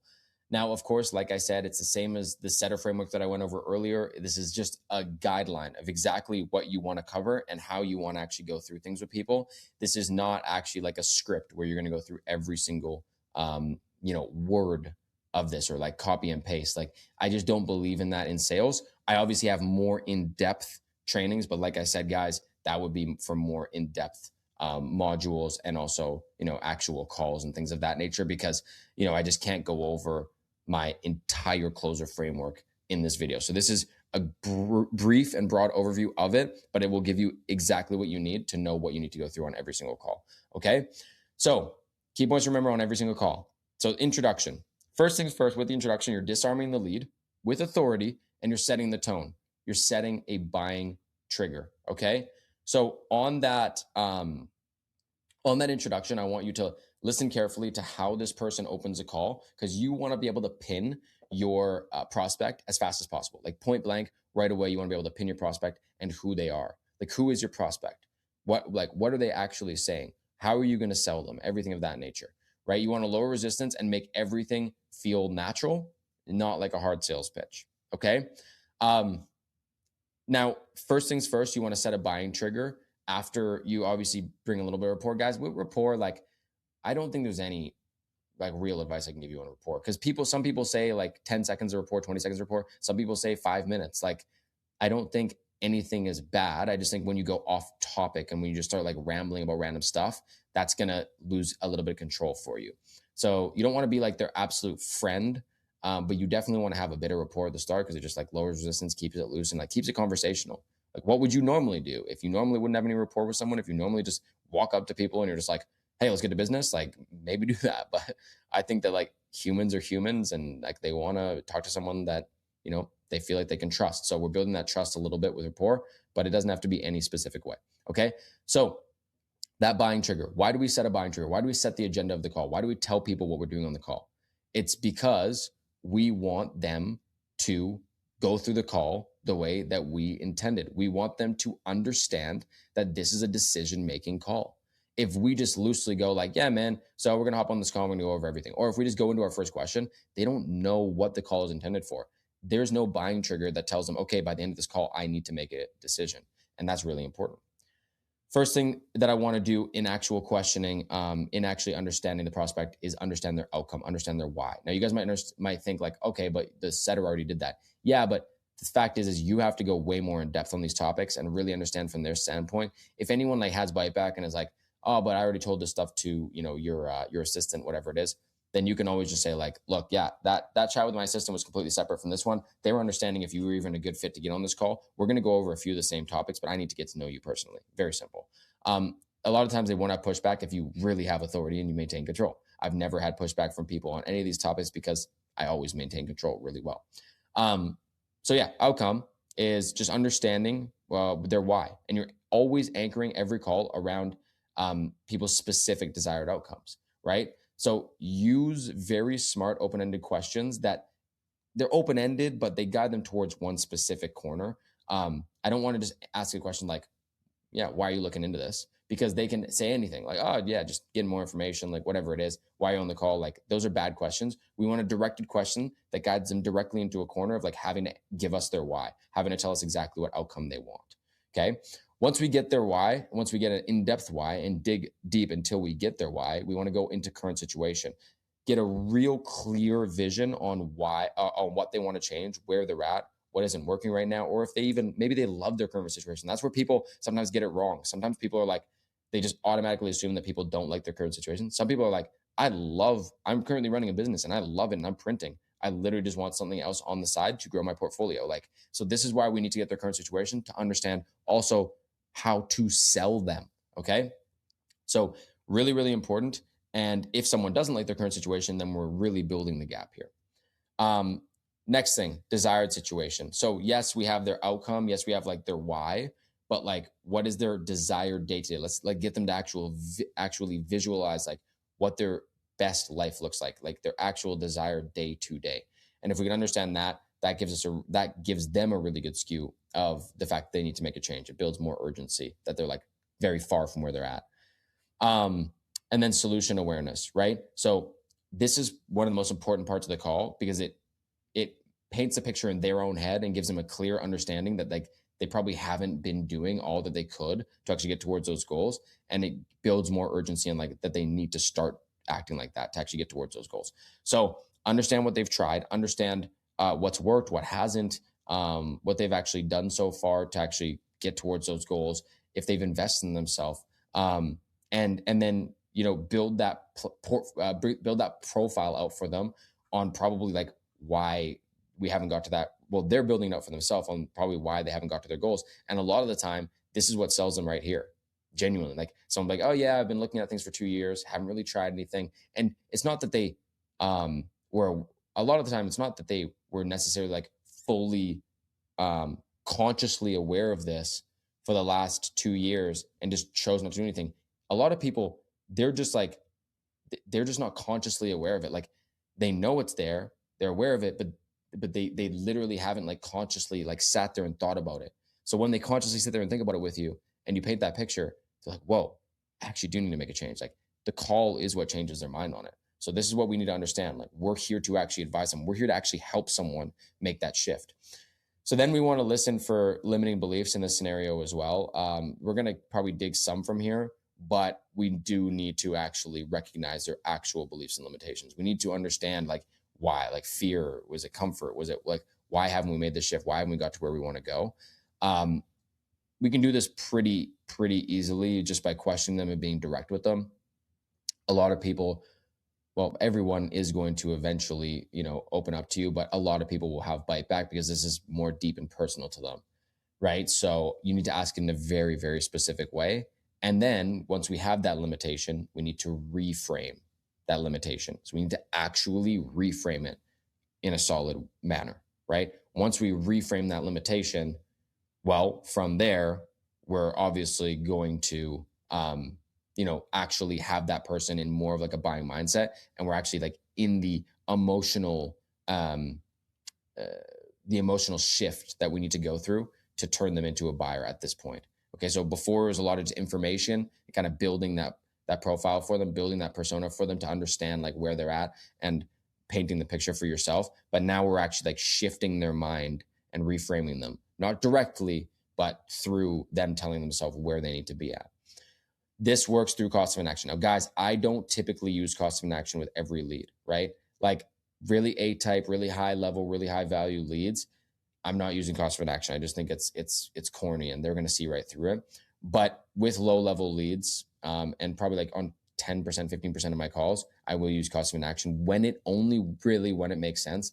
And when it makes sense, it's really powerful because you're getting people to understand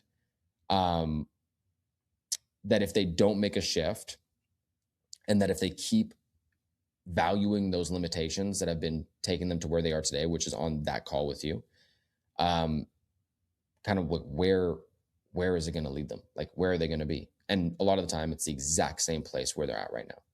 So that's scary for people. Now we go into like a lot of fear, comparison of like what's scarier, right? Where you are going to be if you don't make a shift or like making the shift, right? So that's kind of telling themselves that, and it's going to really help them. And then also identity, like we need to pair that with their actual identity, right? We need to shift them into the person before they ever get started with things. We need to help them shift into the person that actually crushes. Like, who are you now? And who are you when you're dominating? Who will you be? Who do you need to be to crush? And if we can actually help them fit into that identity on the call, well, they're going to be way more adept to actually buying. That's the only way we're going to help them buy. Because can they buy as the person they've been? No, they haven't, because they've been that person. They haven't bought. They haven't made the shift. So we need to actually get them into that identity, get them into the shoes of the person that is winning, that is crushing. Okay. Then we go into future pacing. Again, something I use on probably 10% of the calls. I just, I don't think, I don't think I think again, it's corny a lot of the time. And Yeah, it works with low level leads, but high level leads, no. So for future pacing, if you're kind of doing it already throughout the call, um, just by painting that picture for them. But yeah, if you really feel like that person isn't quite there yet and you need it and it works in the conversation, then future pace. Like get them to actually sit down and like envision, like really envision what it would be like to actually achieve that initial goal, to actually like first hit that goal. And if you can get that, then that builds a lot of emotional motivation to move towards that goal with more pace. And then something that's really important is internal responsibility. So, guys, internal responsibility is going to be important. Every single call, you need someone to take accountability. Every single call, you need someone to take accountability for what hasn't happened in their life, for why they aren't at that goal they want to in their life. Now, again, with really uber high level leads, they probably have, like, if they've already demolished, if they are already doing $10 million a year, they've taken responsibility, they've crushed, they've already done well. So again, you don't need to go through these points, but those calls are going to be way different than kind of the regular info B2C normal, like 9 to 5 lead, right? So internal responsibility, really, really important. You need them to take accountability for why it hasn't worked. You need them to take accountability for what is going to be the weight that's going to be on their shoulder as they go through this process. And if they externalize everything, they're not going to be a buyer, because then they're going to externalize the decision on buying. Right at the end of the call, when it comes to that decision, they're going to go, "Yes, I need to run it through this. I need to do this. I need to do this." Right? They're not taking accountability yet, so we need to get them to take accountability so they can take accountability to actually make the shift when it comes up. Okay, really important. And then finally, in the actual discovery phase, why now? Right? So we need to really create urgency through self-realization of, like, you could do it in a week, you could do it in a month, you could do it in a year, you could just keep delaying like you have been the last 2 years, but why now? Genuinely. And they're going to tell themselves why now. And there might be a little bit of bite back right here. There might be like well, I don't know if I'm like ready yet. And that's what you can handle. So pre-handling everything is important. This is why we're kind of like exposing these little flaws and exposing these objections as we go through this framework. And then you are able to pre-handle it as they come out, like pre-handle these objections as they come up beforehand. There's going to be way easier to do it now than when the actual fear of the cost comes up on them later in the call.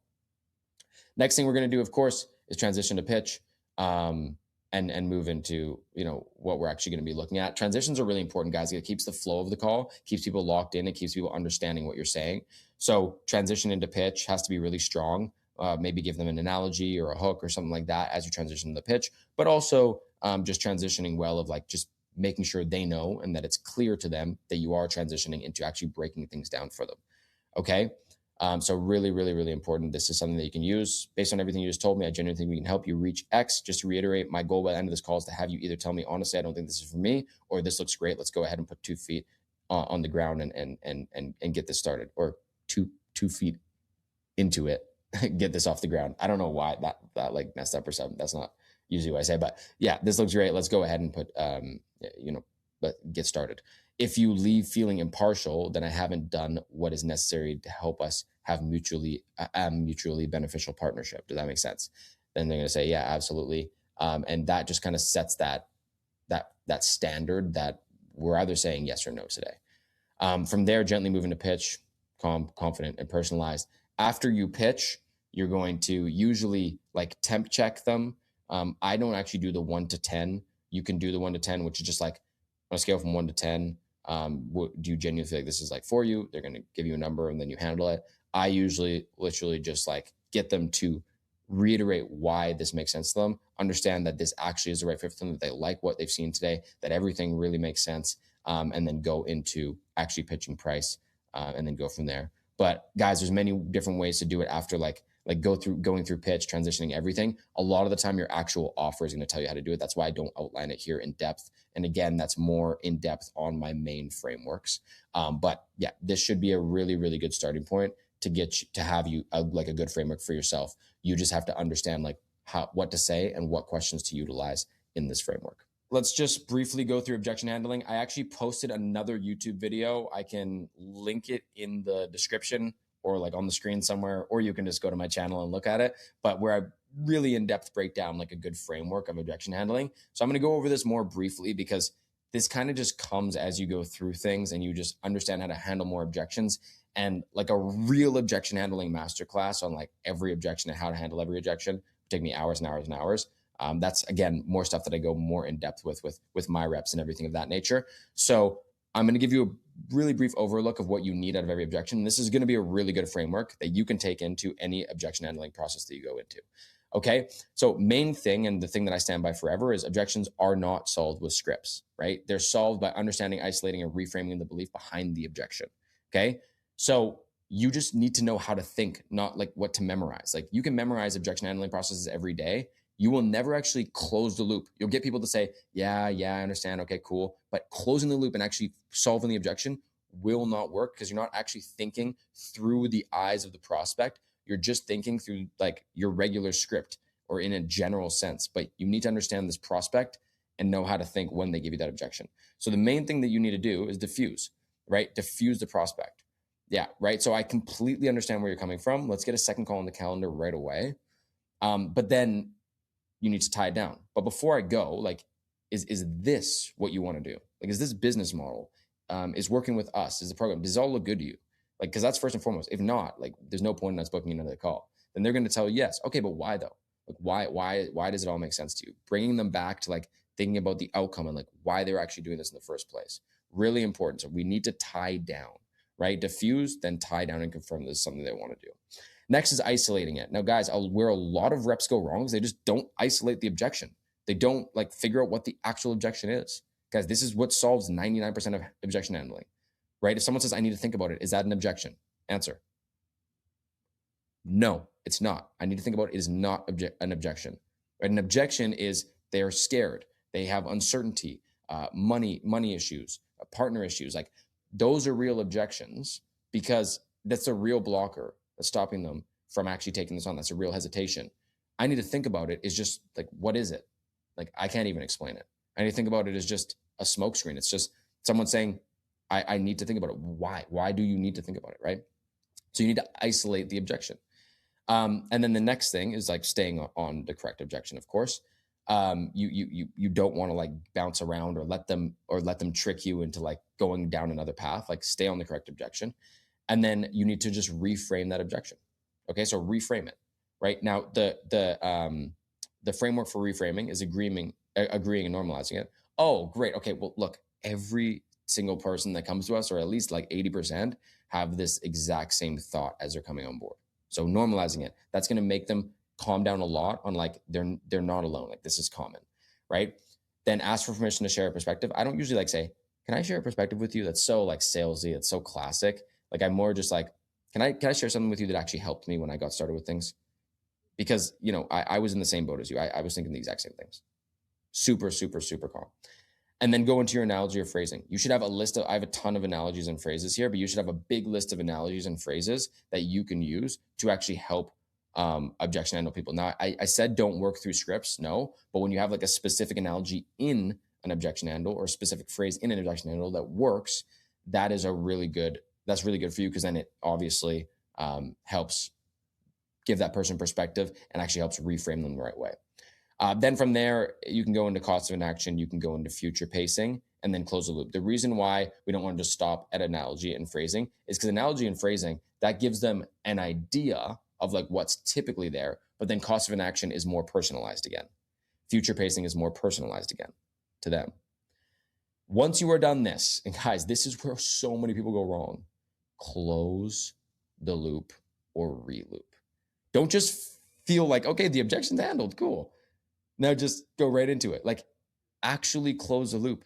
Like actually go ahead and ask again confidently for them to actually commit.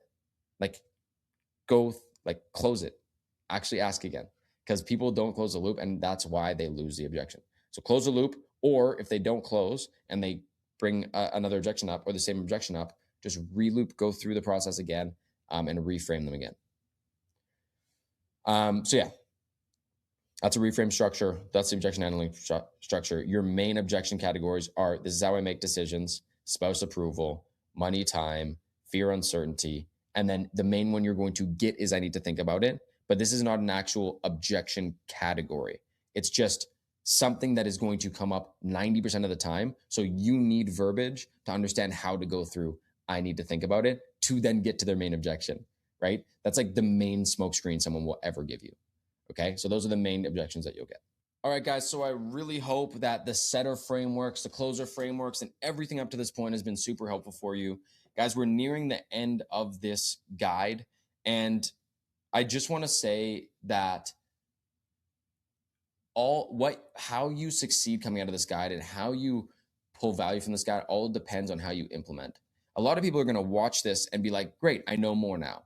But are you like watching the setter framework and then practicing it? Are you going through the closer framework and then practicing it? Are you going through the objections and then practicing it? Are you building your network, as I'm talking about network? Are you actually going out there and reaching to 50 to 100 offers a day? Right? Like, are you actually implementing? Because if not, this is such a waste of your time. Like, I want you guys to implement as you go through it. Consistent, like go out there and crush with it and then give me your feedback, right? Leave a comment, DM me, whatever you want to do, give me your feedback and say like, hey, this worked. Hey, this didn't. Hey, do you have any other advice on this? Like, I want to hear from you guys. So implement. And the people that do reach out, the people that do comment, I'll know they are implementing at a high level. Even if you made it to this level of the video, I know that you're serious. Okay.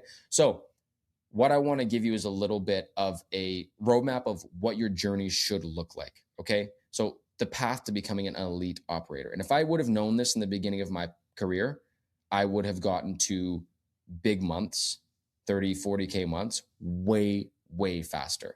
Because I would have known exactly what I need to do from month one all the way up. Okay. So main thing that we're going to look at time frames and, we're going to look at the 7 stages. So the 7 stages is really, really, really important to understand. Reason why is because you want to know where you should be at what month, realistically in time frame, and then if you're behind or ahead. Okay, so level 1 is the initiation, right? So months 0 to 3. Typically, you're making 3 to 6K. You have a ton of enthusiasm. You're super excited about the process, but you have no real actual skill yet. Okay. This is a really good level to be at because it's kind of like you're just like cruising through. You're super excited about everything and you don't really know what's good or bad yet. So it's a great level to be at and you're just kind of making money online and it's an exciting start to something new.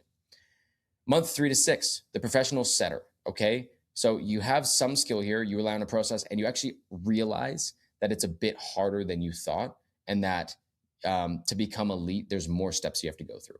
So guys, in this process, it's like it's kind of like, just understand, like you understand, you can comprehend things more. So at this process, don't get discouraged just because like maybe you're behind other people or you're behind on where you want to be. This is the process where it's easy to get discouraged. So that's why I say don't get discouraged here, right? Or at least easier to get discouraged for me and for a lot of other people in my network, the people that I've worked with, the closers and setters that I've built up, a lot of them get past it pretty easily because they actually have the right frameworks. Like they have me to come to ask questions. They actually, have a proper framework and they know what they need to look for and they know what's up. So it's easier for them. But like people that have no real guide or don't really know like what they're doing day in and day out, it's harder for them at this level. Okay. So just know you're relying on a process, you have some skill, but you're just consciously like incompetent. So you know what's going on, but you're not like fully competent yet. Once you get more competent, that's when it gets to be easier. So the amateur closer level, which is months 6 to 12, this is where you become more consistent. You actually have the ability. You have to consciously operate daily, but you're consciously competent, right? So you know what's going on 100%. So it's still a bit hard, but it's like, you just know what you got to do, right? This is month 6 to 12. You're typically making 12 to 20K per month in this level. Okay. And it's easy to stay in this level. It's really easy to stay in this level because to level up from 12 to 20K a month, if you're making 20K a month, that's pretty good money for anyone. It's really easy to get complacent here. But you obviously should scale up because this is where you get to like the best and easiest level is like becoming unconsciously competent. So that means you can just rip through any day, right? Like you're not going to have any burnout. You're not going to be tired at all. You're just going to rip through every day. You know exactly what to do at every single pivot. You know exactly how long to keep your calls. You don't sell through scripts or like frameworks. You sell through understanding. right? And this is where you go from the 25K months to 25K to 75K months. You're never second guessing yourself ever, and everything just flows. So this is months 12 plus. This is, I wouldn't like, it doesn't matter if you get stuck here or not, because like some people just want to be closers forever. And it'll just be like elevating roles at that point, right? But it's a great place to be, because not as much responsibility, like I said before, but a lot of ability to make money and a lot of skill. Next is the operator. So this is someone, this is where your pay is pretty much unlimited. Like I've seen operators, do up to $5 million a month, right? Like you can make as much money as you want in this, but it's because you solve a problem. You can walk into almost any offer and fix revenue holes. You like own your own offer, or you build something completely brand new. So being an operator is obviously where a lot of people want to be. The reason I didn't leave like a time frame in which you get to this level at is because everyone's different. Some people it's like year 2, some people it's like year 5, some people it's year 10. There's no actual like framework on like when you should get there. But if you do get there, you're usually on pace to be making well over 6-figure months. Okay. Or 6-figure months and above is kind of what I mean. So yeah, those are the levels of closer. I don't know why it says the 7 stages. Actually, no, I had 7 stages before. 5 stages. Super easy. But yeah, so those are the 5 stages. Yeah, super run of the mill. And yeah, on that side of things, guys, if your goal, this is why I say to write out your goals properly, because as you write out your goals, you're going to understand like what stage you want to be at. Do you want to just be, the elite setter? Do you want to just be the person that can like unconsciously, close, hundreds of thousands of deals a month and make, 50K a month? Or do you want to be an operator? Or do you want to stay as a setter? Right? Because like you have to understand what you want and understand if it makes sense or what path makes sense as you go through the process. Okay. So that's that. The next thing that we want to look at is timeframes and milestones. Okay. So year 1 goal is roughly 15 to 20K a month. That's what you want to hit. Year 3 plus goal is essentially ownership, equity becoming impossible to replace. And then, obviously beyond that, it's just like going to where you want to go. Guys, most reps quit in the uncomfortable middle, right? It's not from lack of talent. Most reps don't quit day 1. They quit in that uncomfortable middle where it's like making decisions and like you're not 100% confident on like what pathway you want to go down, or you have to like consciously take these steps through. Reps quit at the 10 15K months. They do, because they just like get shiny object syndrome, or like they feel like they've made it and like they can move up. Like that's where reps quit. But if you push through, like this actually can become a business for you. This is like earnings for Tristan from March 7th to March 13th. This is what he was able to do with 3 of his teams. This is what he was able to do with 1 of his teams in 3 months, right? $878,000 in volume, right? So for him, having a good percentage of that offer himself as a sales manager, like that's where things start actually elevating at a very high level, right? So guys, like just keep in mind, like this is where you can actually get to in this industry and beyond. Like this is nowhere where Tristan wants to be. And this is like where we're leveling up, right? Obviously, us ourselves, we run tier 1 where we train and place reps. But we also have management. Like this, I wanted to showcase this because this is like the management side of things for Tristan. I'm not as much in the management side. I do a lot of like sales consultation. And then obviously run tier 1 as the main focus. And then, I still do some closing because I need to stay congruent and actually like be in the industry myself. I can't just be a guru that's out there, selling something without actually doing it myself still consistently to this day. Right. So guys, you have to keep this in mind as you go through things. Like this is the final level. It's like getting to a point where you can fix revenue holes, getting to a point where you're an offer owner yourself. And if you can do that, guys, you can crush. But yeah, write out your goals, see where you want to be, and then make your decisions based on that. Guys, this concludes the entirety of the course. I hope this was really, really helpful for you guys. I hope that you can get, an offer out of it. I hope that you can like crush on that offer and do really well.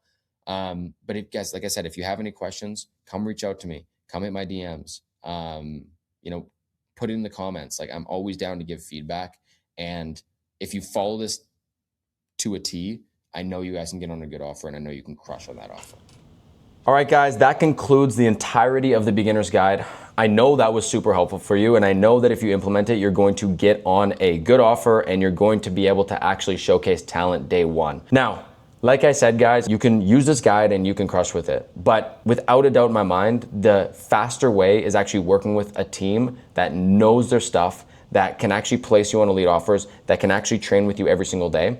So that's why me and my business partner, Tristan Bannister, we put together Tier 1, where we've collectively helped over 100 reps actually land on elite offers and do anywhere from 10K a month all the way up to 30K months. It all came down to actually the network that they had, actually having that access to an elite network that we built up, that we took the reps of years and years and years of failed partnerships, of partnerships that worked, of failed frameworks, of frameworks that worked. We were able to actually put this together so that you don't have to, so that you can actually be successful in a shorter period of time, in 1 month, 2 months, 3 months, rather than trying it on your own, getting on offers that maybe don't work, not actually being able to have that feedback from, people that have crushed it over time. And then you're just guessing, essentially you're just guessing at that point. And there's just a way higher chance of failure. There's a way higher chance that it takes you 8 months, 10 months, 12 months to actually break into the industry, even with this guide. I just have to be straightforward with you guys. So if you genuinely are serious about crushing this industry, if you genuinely are serious about dominating at the highest level, the fastest and most efficient way possible, go ahead and hit the link in the description below and go through that process. I outline exactly how we work with people and exactly how to go through the process the best way. Book in a call with me and we'll go over absolutely everything you need to crush in this industry from day one. Guys, I appreciate you going through absolutely everything. I appreciate you sticking with it and actually taking your career in high ticket sales seriously. Leave a comment below, subscribe. We'll be dropping a ton more value, and we'll see you in the next one.